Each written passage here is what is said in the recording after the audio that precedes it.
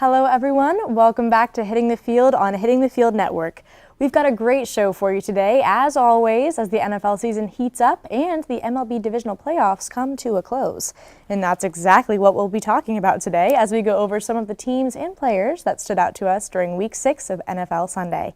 Then we'll go over our thoughts on a few different MLB divisional playoff series, mourn Kayla's Braves and Johnny's Dodgers, and predict what might happen next. Finally, I'll bring it back to NFL for the rant to talk about the Washington Commanders owner, Dan Snyder, and how everyone is tired of his BS. I'm your host, Hannah Jo Groves. Today is Monday, October 17th, 2022, and Hitting the Field starts right now.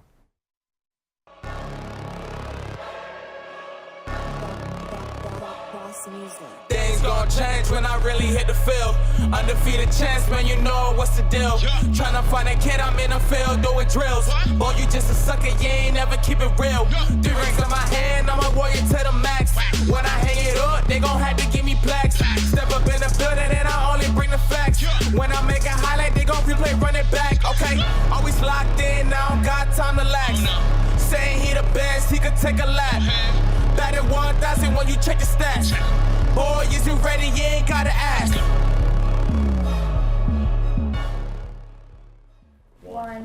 Hello again, we're back. This week we're starting off with Week 6 of football, which saw some definite surprises, specifically when it comes to teams like the Dolphins and the Giants and many others. But here to talk with me about some of what we saw yesterday, I've got good friend of the show, Ty Patton, and we've also got fellow HTF sweetheart, wouldn't you say? Oh, absolutely. Doug Smethurst. Now, Doug, this is the first time I've had you on this semester. How do you feel being here? I was on it with you last semester. I'm just honored to be back. I had to get you before you go, so I'm just happy to be here. Yeah, I'm happy you're here. Ty, how are you doing today? I am doing well. I am a Bucks fan? Tired and sad and a Bucks fan, but yeah. Well, let's not talk about them today. Can I grant you that for today? Let's go. Let's just talk about the Chiefs and the Bills. Now, this was a huge rematch, kind of like a revenge game, because I would say the game of the season last year was when the Chiefs and the Bills went into overtime, and it kind of ended up whoever had the ball last was going to win that game. So before we talk about how well Josh Allen did, Ty, can you talk to me about the offensive line and how they helped him out? The offensive line for the Bills has always really helped Josh Allen out. They usually give him just enough time where he can actually make a pass, get out of the pocket, whatever he needs to do.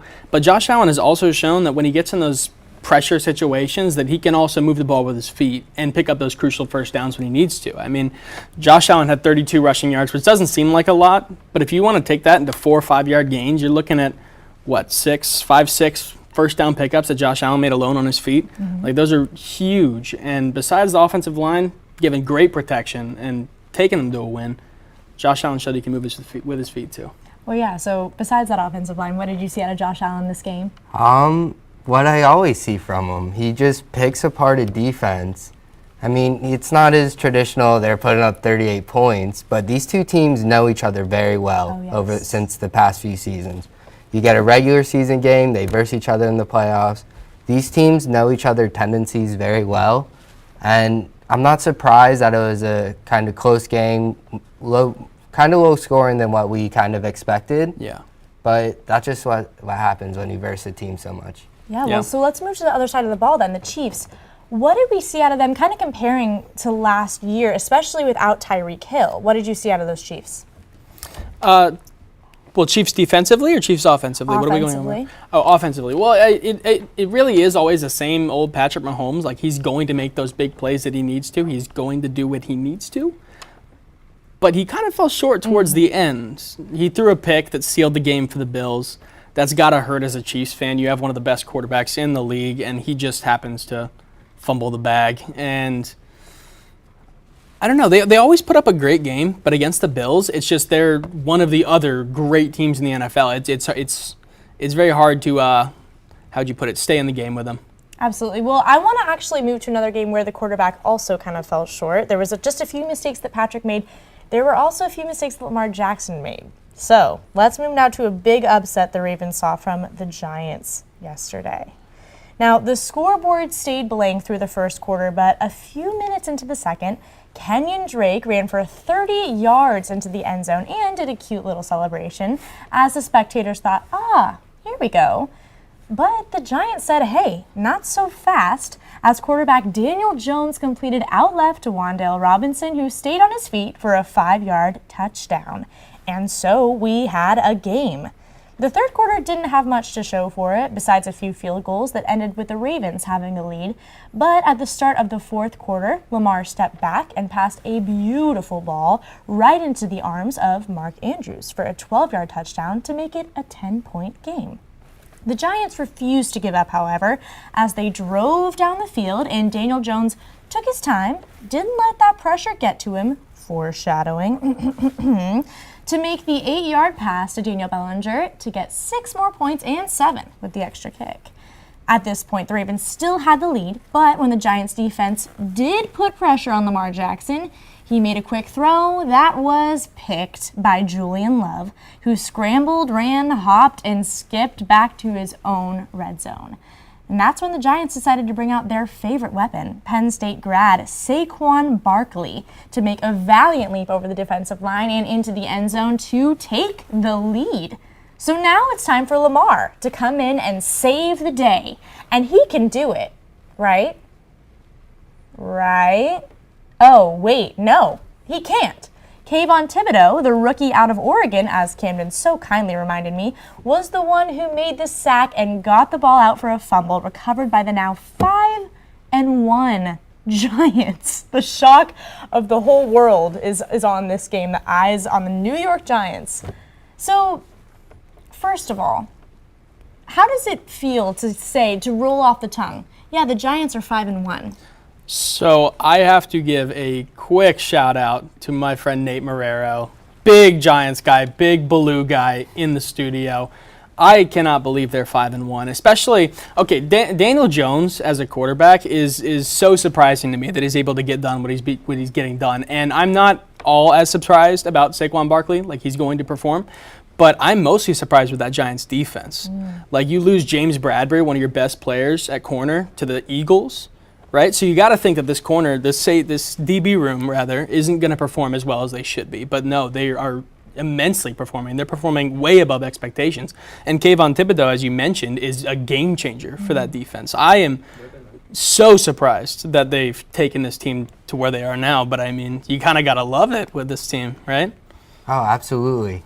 The defense keeps this team in all the games to where the offense just has to do enough to get by. Exactly. And that's what's happening in these games. They're not winning shootouts, and I don't think Giants will win many shootouts. But this defense keeps up and plays how they're playing right now. Who knows when this... Like, they're shocking the world right now. I did not expect this from the Giants. And speaking of which, I don't believe... correct me if I'm wrong, but I don't think they've won a game by 7 or more points this year. Like, I think it's all been very close games. To your point, none of them are shootouts. Like, the Giants just managed to hang in there and keep a win, and especially against the Ravens. I had the Ravens were very, very high. Feast on them. I had them very high on my power rankings. While we're talking about points, Camden, our friend, who gave us that stat about earlier a little bit, he also said that the Ravens have had a double-digit lead in all 6 of the games this year, and they've lost it in the 3 that they've lost. What is going on for the Ravens?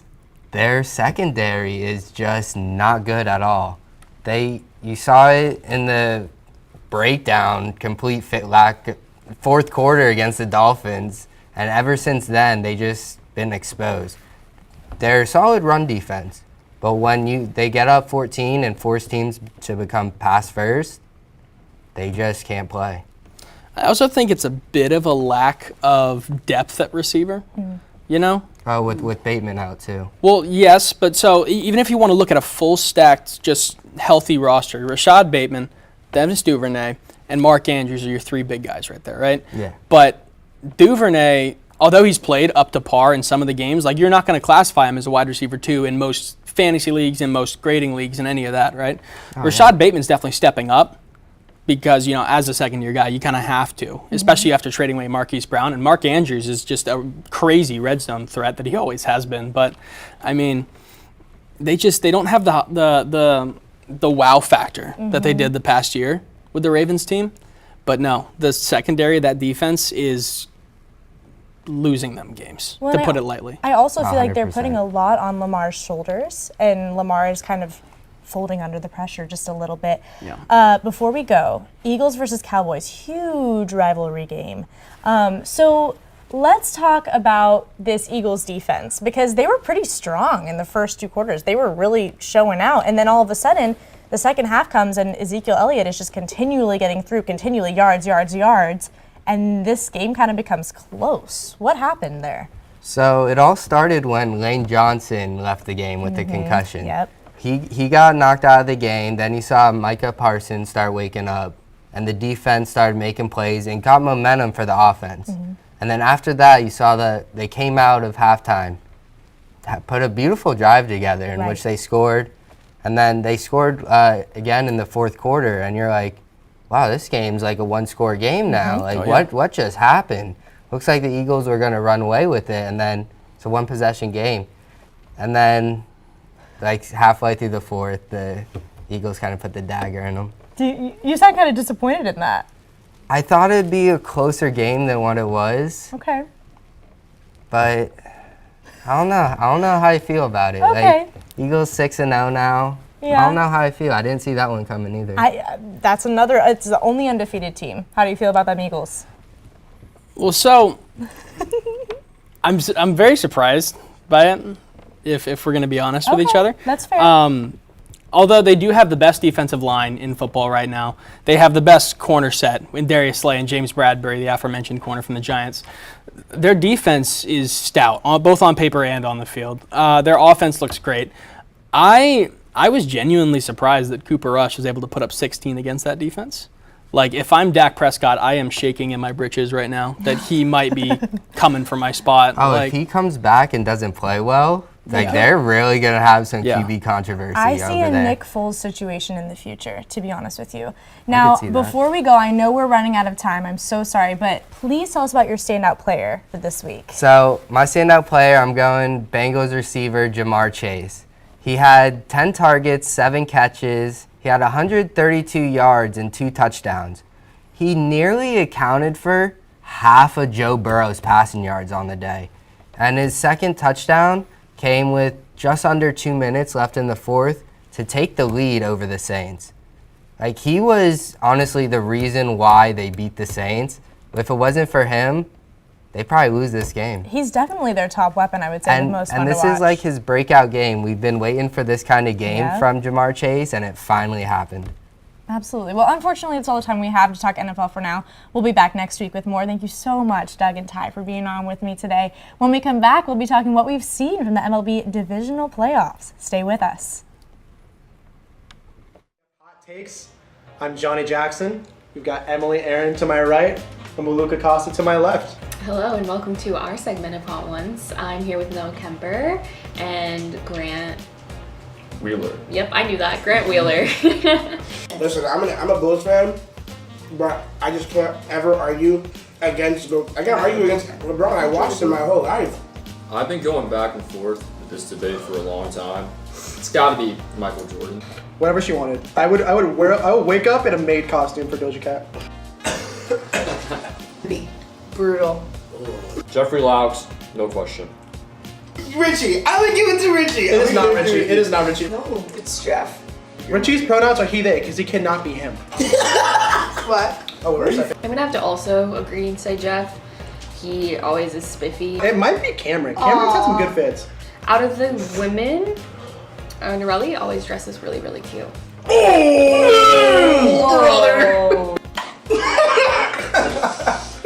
That went so awful. It's basketball. College football, I think, is the best sport to watch. If you don't like soccer, it's because you suck at it. I think college football is the best. Thanks for watching. And we're back. It is baseball time, and here to talk about it with me is my favorite Braves fan, Kayla Lewis. And Kayla, I know you're not super happy with the outcome of the Braves and Phillies series, but besides that, how are you doing? Well, I was sad over the weekend, they lost, but besides that, I'm doing pretty good. Happy to be here. Well, good. And now we've also got Mason Migliera making his main show debut, and so I've got to ask you, who is your baseball team? All right, I'm a Marlins fan. I'm from South Florida, That's so I'm a amazing. Marlins fan. So we'll talk about the Braves and everything. I'm not the biggest fan of them, so. Perfect. This sounds like a great moment for interaction here. Okay, well, so I want to get right into it, guys, because I've actually kind of got some philosophical questions I want to ask you, because I'm a pretty new baseball fan, so this is something that I've just kind of started getting into, and I remember stuff that happened last year, and I want to ask you guys kind of the compare and contrast there. So first, let's talk about the Padres and Dodgers. This was an upset, guys, especially because the Dodgers, I think if I have the stat right, they in the regular season, they won like 15 out of 19 games against the Padres. Yeah. Something like that. And so they're kind of looking messy. They took game one, but then weren't able to do anything besides that. So what sloppiness did you see from the Dodgers, Kayla?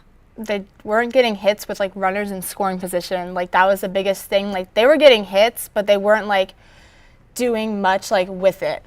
You know what I mean? Like they had, 2 hits all series with runners in scoring position. That is like a big deal. Like in the postseason, you cannot have that little of hits with runners in scoring position. You're not going to win. And they didn't.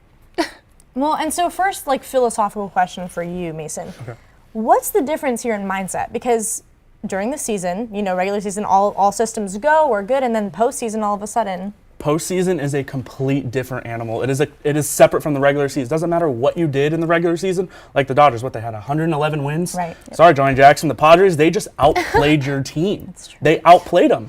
Mookie Betts, he cannot be going 2 for 14 with 1 RBI. That is just unacceptable. And then, in my opinion, Chris Taylor, he is a super utility for them. He did have a lot of injuries, but he did not play up to par. In my opinion, he went 0 for 7. So a player like that is really important for them. So for not having those offensive players produce what they should, that's where they fell short. Now, in Game 4, they had Tyler Anderson on the mound for them, and they took him out after 5. I think that was a huge mistake. What do you think about that call? I do not know how many pitches he had. Okay. But it really counts. It really depends on that. And in the postseason, bullpen is very, very important and vital. True. So a starting pitcher, really, they don't go very far. They normally go 5, 6, if they're lucky 7. So that's my thought. Now I want to ask you guys, this is my philosophical question. This is the big question that I was having on the drive here. Why do we play 160 games and then have a team win a lot of them and then go to the postseason and then that team doesn't even get to go to the World Series? What are your thoughts on that question? I mean, that's a good one. Is that something that you guys struggle with too? Yes, they play a lot of games, but I guess you have to keep the momentum up really to prove you are the best. These teams are getting hot at the right time. You kind of just have to prove you can keep it together through October. Okay. Yeah. So is it kind of going to that psychology that you were talking about? It's so hard to get over that mental hump. Is that part of the game of baseball? So we're talking about momentum. Okay. The teams that played in the wild card, like the Padres, they have that momentum. They got to keep playing for a week. The Dodgers, they were off for a week, so they lose a little bit of that mojo. Some people, they find it important to have that rest, which I do agree. Having rest is important, but losing that momentum from the regular season, that's huge. Okay. Yep. Interesting. See, you guys are really helping me out here as I launch into this, end of divisional series. So let's move on to the next game. Kayla, this one is going to hurt for you a little bit. Phillies versus Braves. Now, I'll go to you first, Mason. Did you expect such strong pitching on both sides of this ball? Yeah, I definitely did. Good. The Phillies have a very nice pitching staff headed by Aaron Nola, who is their workhorse. He was behind my Sandy Alcantara, just had to throw that out there, in innings pitched this season, but he is their workhorse. So seeing him pitch this well is not surprising to me. Zach Wheeler did fall a bit short, but I know he'll bounce back. And same thing, just their entire pitching staff for the Phillies, very, very nice. Very nice. I was very impressed. Well, so then I'm going to ask you to do something hard here, Kayla. Yeah. Talk about the weaknesses of your team, specifically in defense. I know there was a few miscommunications that led to 4 in-park home runs. Yeah. Talk to me about that. Where did they fall apart? Everywhere. Okay. It was bad. Our pitching, bad. Everything in the outfield, bad. I mean, I love the Braves, but it was just terrible. I mean, it hurt to watch. They were missing balls. They should have got a pop out into the outfield, drops between 2 players. That should not be happening in October. An in-park home run. It hit off the wall for Michael Harris in center field. Acuna should be backing him up he was walking in the outfield. Like, what are you doing? And our starting pitchers, like, they did not give us enough innings. It was very bad, just very bad overall. Like, Strider came back from an injury, okay? Bad. He went like 3 innings. It was just so bad. And then Charlie Morton, a comebacker, hits his arm. Then he's out after 2. We went to our bullpen in a do-or-die game in inning 3. That is just terrible. Kayla, I really feel for you. I'm just sad. I feel for you. Anything to add to that? I don't want to throw any salt into the wound. I will say right now, I despise Ronald Acuna Jr. What he showed in this series, he is lazy. And remember that, like, this whole hit by pitch thing? Sorry, again, I'm a Marlins fan, so I have a lot of bias with this, with the history with Acuna, but he just puts on this whole production after he gets hit by a pitch. I do not see anyone else in the major leagues do more of a production after a hit by pitch than him. I'm sorry, but he puts on such a production. I know his elbow. Listen, that hurts. 97 miles an hour, that hurts. I promise you it does. But nobody else in the major leagues runs over to the on-deck circle and is just crying over there for 4 minutes straight. I feel like you would hurt the same way if you got hit by a pitch. No doubt, but I'm not getting paid millions and millions of dollars to play this sport. And again, there are hundreds of other players that get hit by these pitches, and they are slowly walking to first base. They're not sitting. Exactly. Okay. That's my thing. It hurts. Sorry. Let's put more salt in it. Why don't you talk about one of the standout players on the Phillies? Yeah, so Brandon Marsh, man. Tell us about him. He did very well. You know, he had a good on-base percentage. He hit a 3-run home run in a do-or-die game. I knew it was over then. Essential struggle. He had 2 home runs, and they just put him on top. 2, like, runs batted in. I mean, really, not even just him. Everybody on the Phillies was, like, getting runs in. But he hit, like, some key home runs. You know, his batting average is a 250 in the postseason. Not terrible at all. And they're hot at the right time. He's hot. Everyone is just hot at the right time. Well, great. Yeah, Now great. let's move on. I will move Yes, on please. for you. All right, Mariners versus Astros. Now, this was kind of the only game that it wasn't a huge upset. It kind of went along with people's expectations here. Astros pitching depth, how did that help them, Mason? Their pitching depth is strong. Obviously, Verlander and Valdez for them in the first 2 games, I believe. They kind of falter a little bit, but then again, that's what I'm talking about. That whole week off, that plays into it. So they weren't on their A game. But they did have, Luis Garcia. That was huge. That 18-inning thriller, where you don't have pitching for 18 innings, but you have a guy named Luis Garcia, and he came in and he threw 5 innings, having 6 strikeouts. That was huge for them. Absolutely huge. All right, guys, I want to play a game with you really quickly called Silhouette Roulette. Are we all familiar with the rules here? Yes. Okay, so here we go. We have highest playoff OPs. That's how you say that. OPs, yes. OPS, yeah. OPS, Oh my gosh, OPS. Sorry, my brain is turned off. Minimum 3 games. So first, we've got Freddie Freeman, 1.286. Then next to him, Travis Darnaud, 1.313. Trent Grisham, 1.328. Matt Olson, 1.363. And in first place with 1.437. Mason, who's your guess? I have not seen this graphic yet, Good but for you. I'm going to bet that it is Bryce Harper, maybe? Wow, that's an interesting guess. Kayla, what's your guess? I was going to say the same thing. Bryce Harper. Wow. Well, we have some pretty smart analysts on the show today, folks, because it is indeed Bryce Harper with that 1.437 number, who has been extremely impressive. On the Phillies. Yes, ma'am. .435 batting average, 3 home runs, 3 doubles. .480 OBP. OPS is 1.437, as we know. Guys, before we go, Yankees, Guardians, who's your pick? I've been saying from the beginning, Guardians in 5, so that's my pick for tonight. Sticking with Guardians in 5. I am. Mason. I'll just keep disagreeing. I think it's going to be the Yankees tonight. I love it. I love the it. game is in New York. Yeah. Although the bullpens, it seems like it's going to be a bullpen game for the most part. The Guardians do have a better bullpen, especially with Clase at the end. Oh my goodness, he is electric. But I think with this game being in New York, I think they're going to take it. I really do. All right. Well, unfortunately, that's all the time we have to talk baseball today. Guys, the World Series is just around the corner. We'll definitely be talking about that soon. Thanks so much, Kayla and Mason, for being on. You did great today. When we come back, I'll take us back to NFL and talk to you about everyone's least favorite owner. We'll be right back. I'm going with Cowboys versus Giants. Why? Because I am a New York Giants fan and I want my first pick of the week to be my team. I see an upset for the New York Giants this Sunday. Bet your entire savings, and I'm telling you right now, they're gonna win. I don't care what you say. It's gonna happen.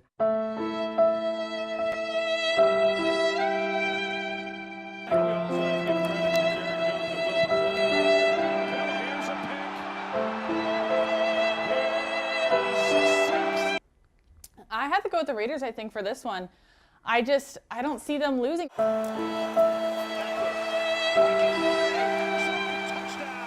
Welcome back. It is now time for our primetime picks of the week, the best segment. I'm currently doing awful, standing at 16-10, Oklahoma State and Texas. I'm going Texas 35-27.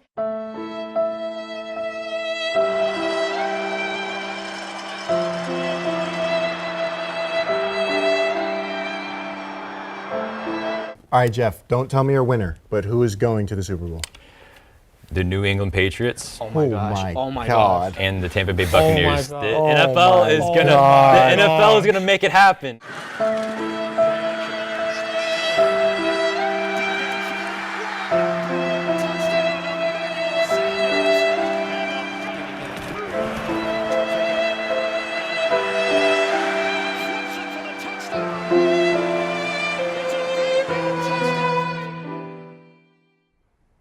And we're back. Now it's time for the rant part of our show, and you're probably noticing a trend with my rants and how a lot of them have to do with the NFL and what they actually care about. Well, it's another one of those rants, so buckle in. The owner of the Washington Commanders is a man named Dan Snyder, not to be confused with Nickelodeon executive producer Dan Snyder, who by coincidence is also super creepy. But people have known Dan Snyder was a weirdo for years now. That news isn't new.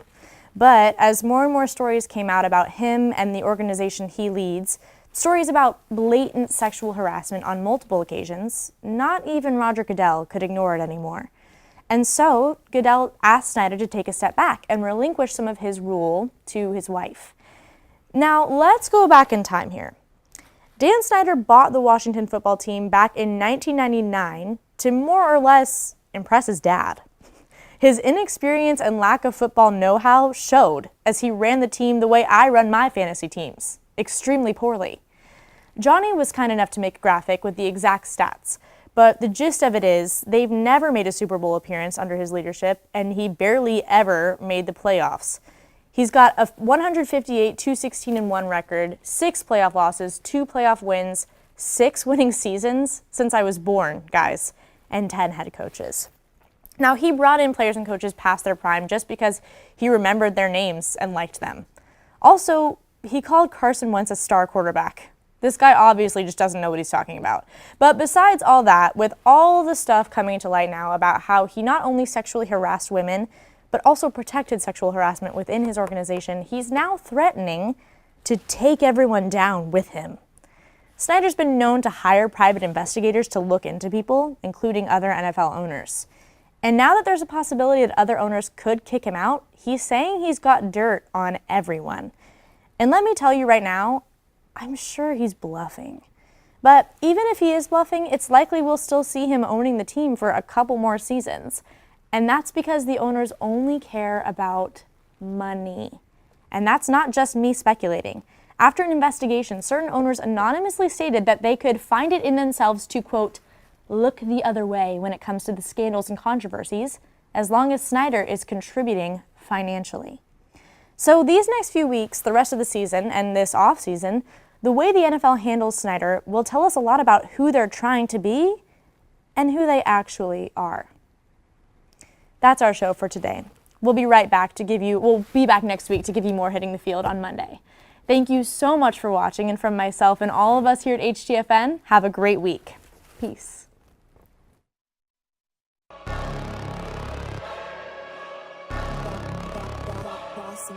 Things gon' change when I really hit the field. Undefeated champs, man, you know what's the deal. Tryna find a kid, I'm in the field doing drills. Boy, you just a sucker, you ain't never keep it real. 3 rings in my hand, I'm a warrior to the max. When I hang it up, they gon' have to give me plaques. Step up in the building and I only bring the facts.